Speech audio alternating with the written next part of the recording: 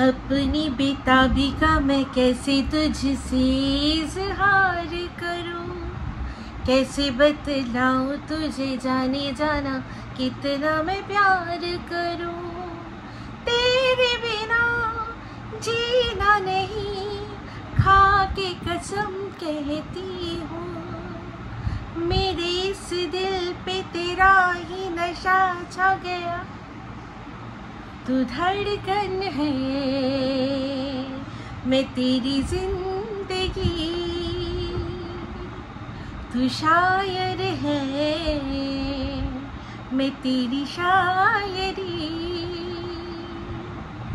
तुझे मिलने को दिल करता है, तुझे मिलने को दिल करता है, ओ मेरे साजना तू शायर है, मैं तेरी शायरी। ওয়েলকাম টু টক ঝাল মিষ্টি উইথ ইপসিতা। আর আমি ইপসিতা এখানে নোগা লাগালি নো খিস্তি অনলি মস্তি। আর আমি জানি আজকের ভিডিওর মধ্যে কোনো রকম কোনো কপিরাইট আসবে না, কারণ গলার যা অবস্থা, যেভাবে গাইলাম একদম আসবে না, একদম আসবে না। আমি জানি কখন কপিরাইট আসার মানে মতো অবস্থা হয়, কখন হয় না, কিন্তু কে জানে না। আমাদের দালালের খুব কষ্ট হয়েছে, বলছে এখনো আমি সেই পুরনো যুগে পড়ে আছি যেখানে কিনা আমরা সবাইকে দালাল টালাল এইসব ধরনের বলে আর কি বলতাম। তো যাই হোক, তার মাঝখানে ও ভুলেই গেছে যে ওকে কিন্তু আমি সুতো বলে ডাকি। তো সুতো কেন ডাকি? কারণ ওর নাম তার মাঝখান থেকে ওই প্রথমটা নিয়ে পয়ের লাস্টের যেটা বাদ দিয়ে, তার মানে এটা কিন্তু কোনো খারাপ ডাক হলো না। সুতো, ও যেরকম আমাকে ইপু দিদি ডাকে, তাহলে তেমনি আমার ওই সুতো ডাকটাও কিন্তু ভদ্রস্থ ডাকি। কিন্তু যদি ও দেখি দালালি করছে, তো দালালকে দালাল তো বলবোই। তো যাই হোক, পুরনো জায়গায় ফিরে আসা, পুরনো জায়গায় পড়ে থাকা, সেসব বিষয় নিয়ে পরে বলবো। আগে বলি গানটা কেন গাইলাম, কারণ আজকে গানটা আমি আমার ডেডিকেট করলাম আমার শাহজাহানের জন্য, মানে আমার পতিদেবের জন্য।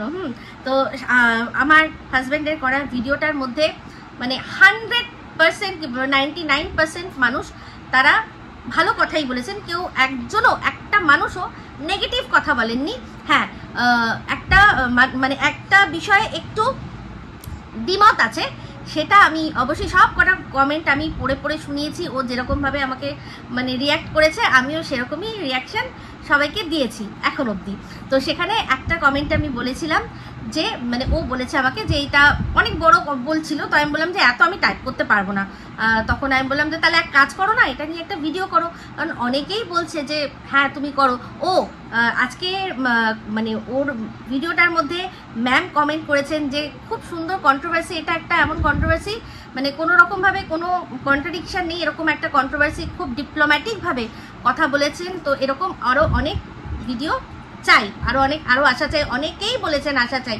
তো পাবলিকের ডিমান্ড থাকলে তো সাপ্লাই দিতে হবেই। তো আমি বলেছি যে কী গো করবে না ভিডিও? তখন ও বললো যে ঠিক আছে, এই যে কমেন্টটা আছে সেই কমেন্টটার উত্তরটা দেওয়ার জন্য আমি ভিডিও করব, তারপর আর যদি কিছু বলার হয় অবশ্যই ভিডিও করব। তো ইতিমধ্যে আমাকে প্রচুর মানুষ প্রচুর লিঙ্ক পাঠাচ্ছেন যে আমার মানে হাজব্যান্ডকে নিয়ে কিছু মানুষ বেচতে বসে গেছে। ইয়েস, সন্দীপ যদি বেচু হয়, বেচারাম হয়, তাহলে আমার হাজব্যান্ডের কথাগুলো, সেই কথাগুলোকে কেটে যারা আবার কথা বলছে, ভিডিও করছে, তারা তো নিশ্চয়ই কেউ তাদের মনিটাইজেশনটা অফ করেনি তো, তার মানে বিক্রি করছে। তাহলে আমার হাজব্যান্ডকেও বিক্রি করতে বেশ কিছু মানুষ নাকি বসে গেছে। তো তার প্রচুর লিঙ্ক এসছে, আমি তার মধ্যে মনে হয় একটা লিঙ্কেই ক্লিক করেছিলাম, দেখিও নি। তো অবশ্যই আমি দেখে কি করব, উত্তর যদি কিছু দেওয়ার হয় তাহলে অবশ্যই আমি বলবো যে আমার হাজব্যান্ডকেই দিতে। কারণ এখানে যদি আমার হাজব্যান্ডকে নিয়ে যদি অন্য মানুষরা কথা বলতে পারে, তারও উচিত তার সেই বিষয়টা, তারা যেটা বলছে সেটা শুনে যদি মনে হয় যে কোনো উত্তর দেওয়া দেবে। তো আমি আগে এই বিষয়টা ক্লিয়ার করি। তো এবার চলে আসি মূল আমার এখনকার ভিডিও, যেটা অবশ্যই মারু রিলেটেড ভিডিও। তো আমার ভিডিওটা দেখেই সঙ্গে সঙ্গে আর্জেন্ট ভিডিও বসে নামিয়ে দিয়েছে কে না, সুতো। দেখুন, মারিয়াকে সাপোর্ট করে অনেকেই ভিডিও আমার আগে করছে। মানে আমার অ্যাকচুয়ালি বিষয়টা মারিয়াকে সাপোর্ট করা না, বিষয়টা হচ্ছে সুতো যেসব ভুলভাল কথা বলছে তার বিরোধিতা করা। তো সেখানে ওর ওই একই বক্তব্য যে আমাকে ছাড়া চলবে না, আমাকে না নিয়ে বললে চলবে না। অবশ্যই, কারণ ও তো এই যে আমরা কন্টেন্ট যেগুলো করছি সেগুলো তো ওর ব্লগ ভিডিও থেকে করছি না যে ও যেগুলো যেগুলো করছে সেগুলোকে আমরা বলছি যে তুমি এটা কেন করছো সেটা কেন করছো। হ্যাঁ, ব্লগ ভিডিও থেকে রেফারেন্স আমরা হয়তো নিচ্ছি, কারণ যেহেতু ও কীরকমভাবে জীবনযাত্রা করে সেটা যেহেতু আমাদের কাছে অ্যাভেলেবেল আছে, তাহলে আমরা ওর জীবনযাত্রা নিয়ে এটা অবশ্যই বলতে পারি যে তুমি যে নিজের জীবনযাত্রা যেটা কিনা ভুলে ভরা, তুমি নিজেই বলো যে তোমার জীবনটাই ভুলে ভরা, তোমার সব কিছুই ভুলে ভরা, তাহলে তুমি কি করে অন্য মানুষকে এইরকমভাবে নিজে ভুল করে, যে ভুলগুলো নিজে তুমি করেছো সেগুলো তুমি অন্য মানুষকে কেন বলতে পারো, কিভাবে বলতে পারো। তো যাই হোক, সেখানে যেহেতু এতদিন অন্য মানুষরা বলছিল, অবশ্যই মারিয়ার হয়ে বলছিল, কিন্তু আমি যেহেতু বলেছি আর বলেছি যে এবার থেকে তোকে নিয়ে আমি বলবো, অবশ্যই ওর তো প্রচণ্ড ওটা দেখেই আর কি টনক নড়ে গেছে। তো যাই হোক, সঙ্গে সঙ্গে মারিয়াকে কনগ্র্যাচুলেট করতে বসে গেছে। আর সেখানে গিয়ে কি বললো মারিয়াকে, যে নে এই তো তোর হয়ে অনেকে কথা বলছে, তোকে সাপোর্ট করছে, তাহলে যা তাদেরকে ফোন কর, তাদেরকে এরকম করে মেসেজ কর। কিন্তু আসল যেটা সেটা কিন্তু বললো না। যেভাবে ও নিজের চ্যানেল গ্রো করেছে, এই জায়গায় এসে পড়েছে, ঠিক আছে, এই জায়গায় এসে পৌঁছেছে, সেটা কি কমিউনিটি। ইয়েস, মন্দিরার কমিউনিটিতে উঠেই তো ওর চ্যানেলটার এই মানে এখন হঠাৎ করে যে বলে না রুকি রুকি থি জিন্দেগি ঝট সে চল পড়ি, তো সেই ঝট সে যে চলে পড়েছিল সেটা পিছনে মন্দিরা আর টিনা এই দুজনের হাত ছিল। ওর মানে অনেক বছর ধরেই ও ভিডিও করছিল, কিন্তু চট করে অনেকের কাছে ওর ভিডিওটা পৌঁছে গেল। মন্দিরা নিজের কমিউনিটিতে দিল, টিনা নিজের কমিউনিটিতে দিল, দীর্ঘদিন ধরে দিল, প্রত্যেকটা ভিডিও সুসময় দিল, সেই থেকে ও পরিস্থিতিটা আরো বেশি করে করে পেয়ে গেল, এত সাবস্ক্রাইবার গেইন করলো। তাহলে এই পন্থাটা কিন্তু মারিয়াকে এটা কিন্তু শেখালো না যে তোকে যারা সাপোর্ট করছে তাদের ভিডিওর লিঙ্কটা তুই তোর কমিউনিটিতে শেয়ার কর, যেরকম কিনা আমার সোনা মানে ম্যান্ডি করেছিল। তো যাই হোক, বলছিল যে একমাত্র একজনেরই ধক আছে যে কিনা তার কন্ট্রোভার্সি ক্রিয়েটারদেরকে সে আর কি মানে মান্যতা দেয়। কে বলেছে? সেরকম কোনো ব্যাপার না। অবশ্যই সেখানে মন্দিরা দেয় কাকে, যাকে দিয়ে মন্দিরার স্বার্থ আছে, যাকে মন্দিরা নিজের কথায় উঠাতে বসাতে পারবে তাকেই কিন্তু দেয়। এরকম মন্দিরাকে নিয়ে প্রচুর কন্ট্রোভার্সি হয়েছে, যারা ওর বিরুদ্ধে করেছে তাদের ভিডিওগুলো কি মন্দিরার কমিউনিটিতে জায়গা পেয়েছে, নাকি তারা মন্দিরার কাছে কোনো রকমভাবে কোনো মানে রেকগনাইজেশন পেয়েছে? তো যেটা করেছে নিজের স্বার্থে করেছে। তো সেখানে দেখুন, এখানে মানে এইটা যে কথা বলো তুমি, সেখানে খবর দাও না, খবর দাও বলছি না, কিন্তু অন্তত মানে ভিডিও করে বা যোগাযোগ করে এটা বলো যে তোমার ভিডিওটা খুব ভালো লাগছে, এইটুকুই রাখো। এর চেয়ে কিন্তু বেশি কিছু করিস না, মানে কমিউনিটিতে তুলে দিস না, তাহলে বলা যায় না আমার থেকেও এরা সব এগিয়ে যাবে যারা কিনা তোকে নিয়ে পজিটিভ ভিডিও করছে। তো যাই হোক, আমার কমেন্ট বক্সেও একজন কমেন্ট করেছেন যে মন্দিরা একজন মারিয়া একজন বেঈমান, তুমি তাকে সাপোর্ট করছো। দেখুন, আমি একটা পরিষ্কার কথা বলছি, মারিয়াকে সাপোর্টের থেকেও বেশি কথা হচ্ছে, বেশি করে করে আমি এই ভিডিওটা করেছি যেটা আর কি এই সুতোর ও যে ভুল ভাল জিনিসগুলো ছড়াচ্ছে, তার মধ্যে বিশেষ করে যখন দেখলাম ও ধর্মকে ইনক্লুড করছে তখনই আমি ময়দানে নেমেছি। তো যাই হোক, আমি যে ময়দান ছেড়ে মানে এই যে ইউটিউবটা ছাড়া আমার চলবে না, ইউটিউবের যে রেভিনিউ সেটা না হলে আমার চলবে না। আশা করি এই কথাগুলো এখন আর আপনারা বলবেন না, কারণ দেখতেই পাচ্ছেন গত মানে 2-3 মাস হয়ে গেল আমি রেগুলারলি ভিডিওই দিচ্ছি না। তো ভিডিও যখন দিচ্ছি না, অবশ্যই ইউটিউব তো আর মানে আমার মুখ দেখে টাকা দেবে না। যেমন কিনা এই সুতো বলল যে তোমার মুখ ঝরে ঝরে পড়ছে, রং খং হ্যানা ত্যানা, তো সে তো রং ওরও ঝরে পড়ে। তো সেখানে ভিডিও না দিলে কি ওর ঘরেও কেউ টাকা দেবে? হ্যাঁ, ওর অবশ্য আছে, ওর অবশ্য সেই সুবিধা আছে, কিন্তু আমার তো নেই, সেটা আপনারা সবাই জানেন। তো আমি তো পরিষ্কার দেখিয়ে দিয়েছি যে আমি কোনো চ্যানেলে, শুধু আমার ব্লগ চ্যানেলে যেখানে সবচেয়ে কম ভিউজ হয় সেখানটাতেই তাও আমি একটুখানি রেগুলার, বাদ বাকি আমি দিতে পারছি না। আমার কমেন্ট বক্সেও কমেন্ট এসেছে যে কী ব্যাপার, তোমার আগের মতো রেগুলার তো আর কন্ট্রোভার্সি ভিডিও আসে না। তাকে আমি সেখানে লিখেই দিয়েছি যে আমি সন্তান, সংসার আর বাবা মায়ের দায়িত্ব এই সমস্ত কিছু পালন করতে করতে আমি আর সময় পাচ্ছি না, না কারোর ভিডিও দেখার আর না কি ভিডিও করে, না দেখলে করবো কি করে। এবার সবচেয়ে বড় কথা হচ্ছে গিয়ে, তাও জানি আমি ইচ্ছে থাকলে উপায় হয়, কিন্তু এতটাই একঘেয়ে হয়ে গেছিলো বিষয়টা যে আমি ইন্টারেস্টও হারিয়েছি। আর এই যে যেটা বললাম যে আমার টাকা সবারই প্রয়োজন, কিন্তু এখানকার টাকাটা হলে কি আমি রাস্তায় ফেলে দেবো? কখনোই না, নিজের কোনো না কোনো কাজে লেগে যাবে বা থেকে যাবে, কিন্তু তাও আর্নিং করতে হবে বলে ভিডিও করতে হবে জোর করে, যেটা কিনা সুতো বললো সেটা কিন্তু আমার ক্ষেত্রে খাটে না, আমার ক্ষেত্রে একদম খাটে না। আমি ভিডিও করছি না, ও যেরকম দিনে 2-3টে ভিডিও করতো, এখন বলছে যে কোয়ান্টিটি নয় কোয়ালিটিতে জোর দিচ্ছি। এই কথাটা কিন্তু আমিই বলেছিলাম। আমি এক সময় বলেছিলাম যে কোয়ান্টিটি কটা করলাম সেটা বড় কথা না, কি ভিডিওটা করলাম সেটাই বড় কথা। একটা হলেও যদি সেই ভিডিওর মধ্যে বলার মতো কিছু থাকে, যুক্তি থাকে, তাহলে সেখানেই দর্শক দেখবে, সেখান থেকেই ভিউজ ভিডিও সবই হয়ে যাবে। তো যাই হোক, ও একটা কথা আমার সম্পর্কে বলল যে আমি ফ্ল্যাট ছেড়েছি। তো ফ্ল্যাটটা আমি ছেড়েছি না আমাকে বহিষ্কার করা হয়েছে। তো বললো যে জানি সব কিছুই, কিন্তু বলবো না। এটা তো কোনো কন্ট্রোভার্সি ক্রিয়েটার স্বরূপ বা কন্ট্রোভার্সি ক্রিয়েটার সুলভ কথা হলো না যে আমি সত্যি জানি অথচ আমি বলবো না। আমিও তো একজন ক্রিয়েটার, তাহলে আমি যদি আমার দর্শকদের ঠকাচ্ছি, তাহলে ও যদি সত্যি জানে, আমি তো বলবো আই ইনসিস্ট, প্লিজ ও সত্যিটা প্রমাণ সহ সামনে নিয়ে আসুক। আমি আমার ব্লগের মধ্যে আমার দর্শকদের সবসময় বলেছি এই যে ফ্ল্যাটটা, সেটা আমার রেন্টেড ফ্ল্যাট ছিল। ভাড়া আমি কেন নিয়েছিলাম? কারণ একটা সময় যখন আমার সব আত্মীয় স্বজনরা দূরে চলে গেছে, তখন আমার ছেলে অনেক একা হয়ে গেছে।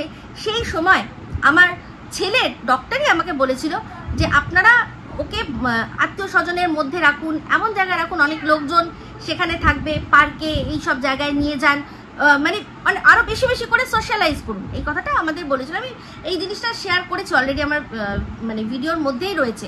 তো সেখানে আমার যেহেতু আত্মীয় স্বজনরা দূরে, তাহলে কি করব? তাহলে তখন যেহেতু এই যেখানে আমি ফ্ল্যাট ভাড়া নিয়েছিলাম, আমি তার আগে আমার ননদ ওখানে রেন্টে থাকতো, সেখানে ওদের ওখানকার পরিবেশ দেখে আমি দেখেছিলাম খেলার জায়গা আছে, একই সাথে পার্ক আছে, বাচ্চাদের খেলার জায়গা আছে, সুইমিং পুল আছে, সব আছে। আর তার সবচেয়ে বড় কথা একটা গেটেড সোসাইটি, সেখানে প্রচুর মানুষ রয়েছে, প্রচুর বাচ্চারা খেলছে, আমার বাচ্চা ওখানে গিয়ে খেলতে পারবে। তো সেই জন্যই আমাদের ফ্ল্যাটটা নেওয়া।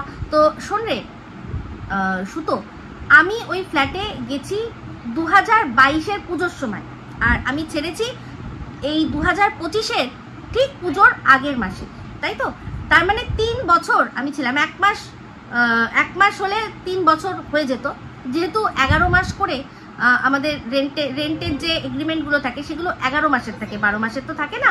তো আমার প্রথম বছর যখন আমি ওখানে কাটিয়েছিলাম, তারপরেই আমার যিনি ল্যান্ডলর্ড উনি বলেছিলেন যে আপনি বেশি করে করে আরো বেশি আপনি যদি চান 5 বছরের একেবারে কন্ট্রাক্ট করে নিন। তো আমি বলেছিলাম না 5 বছর না, আমি তাহলে 2 বছরের করি, কারণ 5 বছর করবো কেন? আমার মেয়ে পড়াশোনা করছে, ও এবার যদি বাইরেই থাকে কি হবে না হবে, 5 বছর অনেক বড় ব্যাপার, তাই জন্য আমি 2 বছরের করেছিলাম। তো সেই 2 বছরের এগ্রিমেন্ট হতে আমাদের আর 1 মাস পূর্ণ বাকি ছিল, তার আগেই আমি ফ্ল্যাটটা ছেড়ে দিলাম। আমি ছেড়েছি। তোর কাছে যদি কোনো প্রমাণ থাকে যে ওখান থেকে আমাকে বহিষ্কার করা হয়েছে, তাহলে প্লিজ তুই দর্শকদের সামনে সেটা তুলে দে, কোনো মন গরম কথা না শুনিয়ে। আমি ওখানে ছেড়েছি, ওখানে আমার ননদরা আমি থাকতে থাকতেই তারাও রেন্টে চলে এসেছিল। তা আমি পুজোর মাঝখানেও ওখানে গেছি, ওখানে অনুষ্ঠানে যেখানে অনুষ্ঠান হচ্ছে সেখানে অনুষ্ঠান প্রত্যেকবার যেরকম দর্শকের আসনে থেকেছি, ওখানে অষ্টমীর যে ভোগ খাওয়া হয় সেখানে অংশগ্রহণ করেছি। তারপরেও যাওয়ার কথা ছিল নবমীতে আমার ননদের পারফরমেন্স দেখার জন্য, কিন্তু আমার ছেলের অসুস্থতার কারণে আমরা যেতে পারিনি। তাহলে এরপরেও তারপর লক্ষ্মী পুজোর দিনও আমি ওখানে গেছি। তাহলে একবার তুই দেখে, মানে যে তোকে এই গল্পগুলো দিচ্ছে, কারণ তুই এর আগে প্রচুর দেখেছিস, গোপন সূত্রে খবর জেনে তুই কি করেছিস, একটা ফ্যামিলি সে মানে তার বাড়ির যে মহিলারা সবাই নেতা মন্ত্রীদের সাথে শোয়ে বেড শেয়ার করে, এই সব কথাগুলো তুই মানুষের সামনে এনেছিলি। তারপর তুই কি বলেছিলি যে সে মিথ্যাচারণ করেছে, সে কোনো প্রমাণ দেয়নি। তারপর একজনের ঘাড়ে তুই সেই দোষটা চাপিয়ে দিয়েছিলি, তাই তো? শোনা গল্প, সে তোকে কোনো প্রমাণ দিল কি দিল না সেই অনুযায়ী, ঠিক আছে? তাহলে সেক্ষেত্রে আমার কাছে তো পুরো আমার যে ল্যান্ডলর্ড যাকে ছেড়েছি তার সাথে লাস্ট আমার কি কথা হয়েছে সেটা পর্যন্ত আমি দরকার পড়লে তার কাছ থেকে, মানে তাকেও দরকার পড়লে কোনো সময় আমি আনতে পারি। একদম দরকার নেই, কারণ আমার যারা দর্শক তারা চেনে আমাকে, তোর কথায় তারা বিশ্বাস করবে না, বুঝতে পেরেছিস? তা এইরকম তুই এর আগেও কিন্তু গোপন সূত্রের মাধ্যমে খবর শুনিয়ে মানুষকে বিভ্রান্ত করেছিস, পরবর্তীকালে ক্ষমা চেয়েছিস। তাই এই সব ধপের গল্প তুই কি জানিস? তুই তো ওখানে থাকিস না, তুই তো আমার প্রতিবেশী না। তাহলে ওখানে কে কি বললো সেটার প্রমাণ না দিয়ে ভুলভাল কথা বলে দিয়ে তো কোনো লাভ নেই। আমি তো আবারও ওখানে যাব, আর বলা যায় না যদি কোনোদিনও সুদূর ভবিষ্যতে যদি মনে হয় আমি আবারও ওখানে রেন্ট নিতে পারবো, তাহলে এখানে মানে এই যে কথাগুলো বলে কোনো লাভ আছে? তো যাই হোক, তুই বল না, তুই এই যে 2 মাসের জন্য না 1 মাসের জন্য ফ্ল্যাটে গেলি, তোকে বহিষ্কার করা হয়েছিল।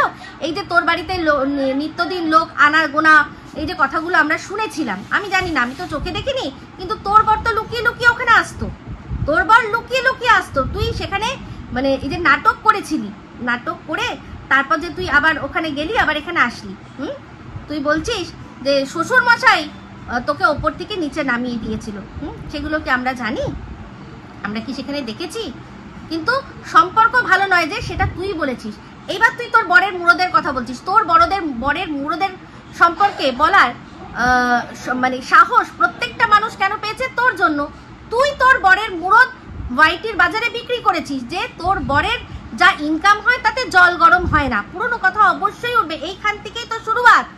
বারবার যখন দরকার পড়ে, যখন কোনো মানুষকে নিয়ে বলিস যে আমাকে নিয়ে কে প্রথম ভিডিও করেছিল, মানে তোকে কে প্রথম বলেছিল, এই কথাটা কোথা থেকে এসেছিল, ঝগড়ার সূত্রপাতটা কোথায়, যখন উৎস খুঁজিস, তাহলে তোর বরের মুরদ নিয়ে কথা বলার উৎসটাও তুই আশা করি ভালো করে মনে আছে।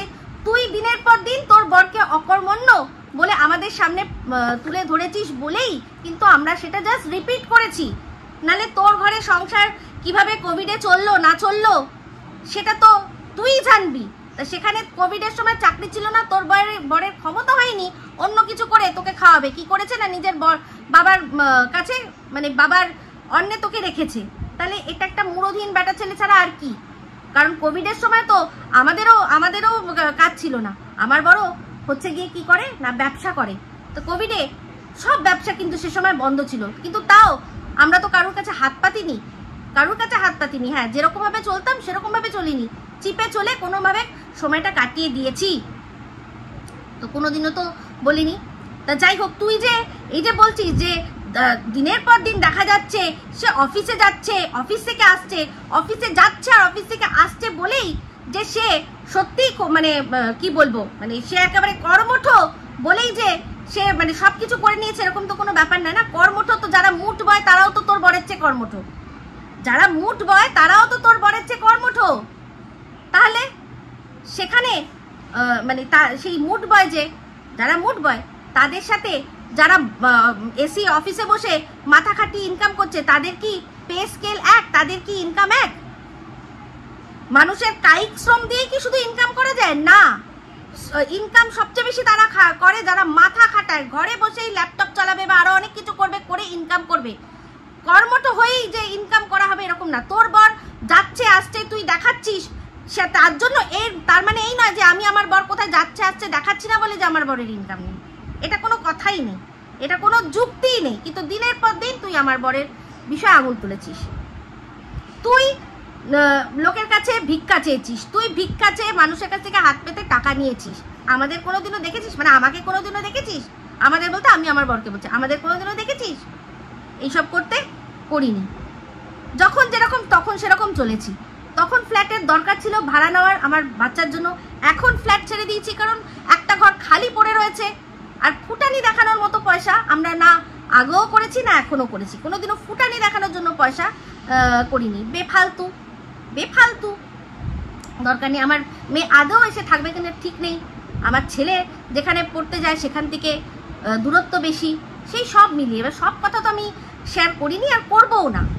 কিন্তু এই যে কথাটা তুই প্রমাণ যদি দিতে পারি যে ওখান থেকে আমাকে বহিষ্কার করা হয়েছে, কোনো সোসাইটি থেকে যদি কাউকে বহিষ্কার করে দেওয়া হয় তার মানে তার সে ব্যান হয়ে যাবে, সে ওখানে কারোর বাড়িতেই ঢুকতে পারবে না, যদি সোসাইটি থেকে হয়।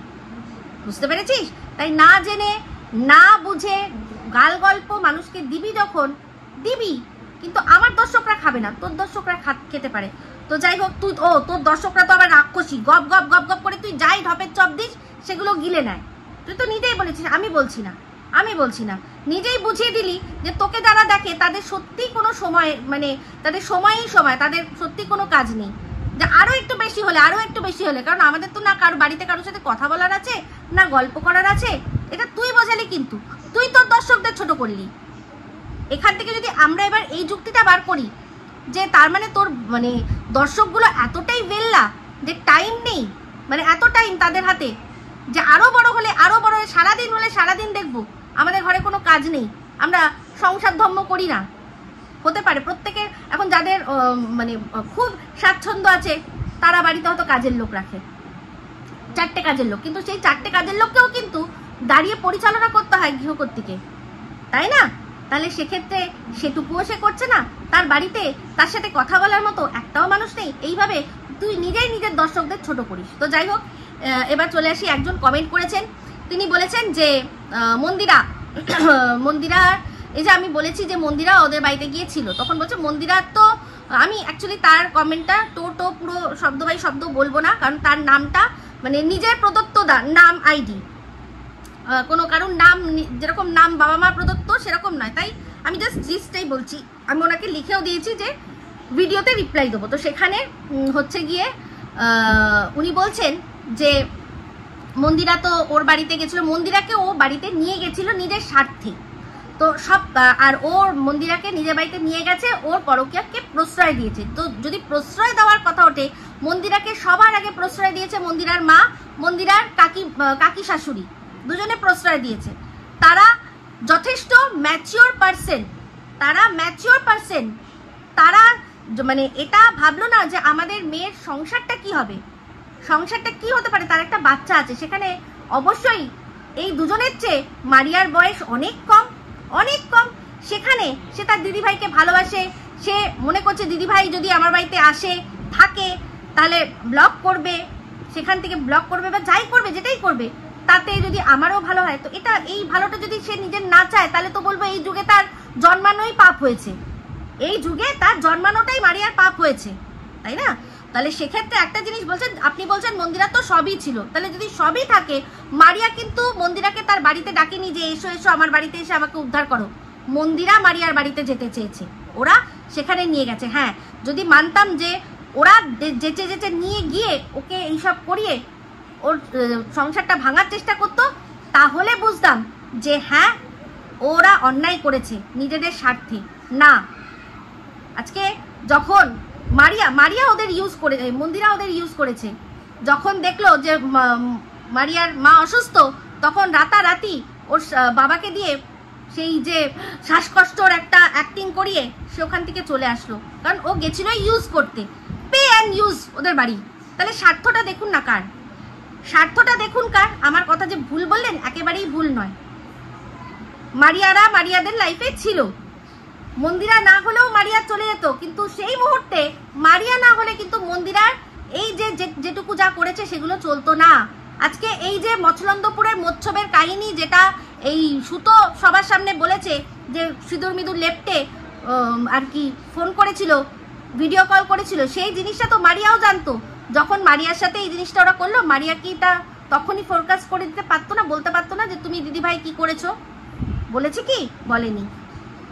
মারিয়ার অনেক দোষ আছে, মারিয়ার বরেরও হয়তো অনেক দোষ রয়েছে, কিন্তু যেভাবে ধর্ম নিয়ে, রীতিনীতি নিয়ে যেভাবে ওদেরকে খোঁচানো হচ্ছে, সেই রকম কিছু চোখে পড়েনি। হ্যাঁ, ও সদ্য একটা ধর্ম তার বিবাহ সূত্রে পেয়েছে, ওর এটা ধারণ করতে সময় লাগবে। ধর্ম মানে কি যা আমরা ধারণ করি, এই সুতো, তার কি মুখে এইসব সাজে যে কিনা গোপালকে সেবা দেয় না, জন্মাষ্টমীর দিন তার মানে এত দরকারি কাজ পড়ে গেল যে গোপালকে সেবা দিল না, সে তার মুখে মানায়। মানে কিছু মানুষ এমন ভাবেই মারিয়াকে অ্যাটাক করছে যে মনে হচ্ছে আমাদের ধর্ম, আমরা হিন্দু ধর্মকে অপমান করবো, তুই কেন করবি বিধর্মী?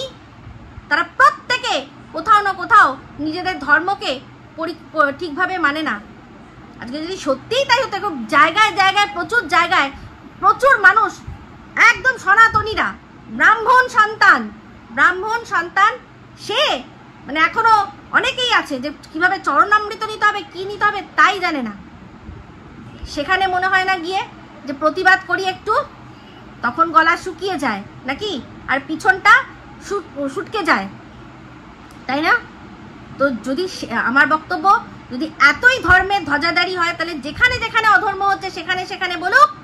বলার ক্ষমতা আছে না? বলার ক্ষমতা নেই। এখানে ওকে পেয়েছে কন্টেন্ট হিসেবে, আমার ও কন্টেন্ট হিসেবে কোনো আপত্তি নেই, কারণ কন্টেন্ট করুক। আমি তো অনেকদিন ধরেই দেখছি ও বন্টু করে কন্টেন্ট করছে, আমি তখন কিচ্ছু বলিনি। কিন্তু যেখানে আমিও তো সনাতনী, সেখানে ও এখানে মানে সনাতন নিয়ে এত বড় বড় কথা বলছে, যেখানে দিনের পর দিন ও ধর্ম নিয়ে নোংরা থেকে নোংরাতর কাজকর্ম করে গেছে।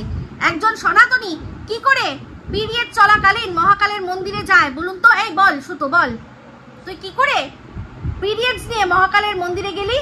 কি করে গেলি? আমাদের ধর্মে রয়েছে এটা? এটা আমাদের ধর্মে রয়েছে? আর তোর বর যে খেতে পায় না, ওই যে যেরকম ভাবে বলেছিল, যেটা দেখেছি সেটাই বলেছি, যেটা দেখেছি সেটাই বলেছি, এমন ভাবে লেগ পিস হাতে নিয়ে বলছে এটাকে লেগ বলে না টেংরি বলে। তাহলে কি বলবি? তোর শ্বশুর মশাই কি কাজ করতো না করতো আমরা সব জানি। শ্বশুর মশাই কাজ করতো বলেই যে তার হাজবেন্ড বা তার ছেলে সব খেতে পেতো এরকম তো কোনো মানে নেই। হয়তো তাদের বাড়িতে চিকেন হতো না, কিন্তু তুই তোর বরকে দিনের পর দিন ছোট করার জন্য ওই অংশটা তুই রেখে দিয়েছিস। এই যে তুই যে মুখটা তুই যে বললি না যে মারিয়াম পাশ থেকে বলে আমার পয়সায় খাস, ওটা তুই তোর বরকে বলিস।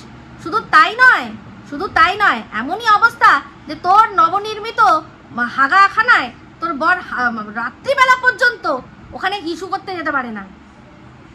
হতে পারে যে এরকম যে তোমার বাইরে আছে তোমার বাবা মায়ের টয়লেট, তুমি বাইরে গিয়ে করো, আমি এটা বানিয়েছি এখানে আমি করবো। তা বলে রাত্রিবেলা, যে রাত্রে তোদের বাড়িতে নিশ্চয়ই চারদিকে তালা পড়ে যায়, সেখানে কোলাপসিবল গেট খুলে সে বেরিয়ে হিসু করছে কোথায়? না উঠোনে তৈরি করা একটা উঠোনে যে বাথরুম আছে সেই বাথরুমে। সেখানে তুই তোর বরকে যেভাবে ছোট করিস আমাদের কাউকে লাগে না। আর তোর বর ওখানে মানে টাইম টু টাইম যাচ্ছে গিয়ে আর ওখানে দাঁড়িয়ে থাকছে বলেই যে সে অনেক কিছু করে নিচ্ছে সেরকম না। যে লাইফস্টাইলটা সে লিড করছে তার পয়সায় সেটা চলে না। রোজ রোজ বড় বড় কই আর বড় বড় কাতলা চিংড়ি, সপ্তাহে একদিন করে মাটন তোর বরের পয়সায় চলে না। তোর বর যা ইনকাম করে, বুঝতে পেরেছিস? তাই বেশি মুখ নাড়া দিতে আসবি না। আর তুই যে বলছিস না পুরোনো সময়কার কথা, সেই সময় তুই খামাচু তোর মাকেও বলেছিস, তুই এই যে রিম্পাকে বল, তুই যাকে বল তাকে বল, সবাইকে খামাচু বলে গালাগালি দিয়েছিস। তাই তোর এখন নিজেকে তুই চেঞ্জ করেছিস, সেটা কনগ্রাচুলেশন। কিন্তু আমার তো চেঞ্জ করার কিছু নেই। আমি তখনও যেমন বলতাম এখনো তাই বলেছি। আমি তো গালাগালি কিস্তি তখনও করতাম না, এখনো করতাম না। আমার পুরো ভিডিওর মধ্যে থেকে বার করে দেখিয়ে আন। তুই যে বলছিস তোমার যা ভাষা, কি ভাষা? কোন ভাষাটা আছে আনপার্লামেন্টারি যেটা আমার শুধরানো দরকার? গালাগালি কিস্তি তোর মধ্যে কিছু নেই, কোনো গালাগালি কিস্তি নেই। সেখানে আমি আর নিজেকে কত চেঞ্জ করব এখন? তাহলে কি আমাকে রাবীন্দ্রিক ভাষায় বসে আমি এখানে কন্ট্রোভার্সি করতে বসবো, না খবর পড়ার ভাষায় করতে বসবো?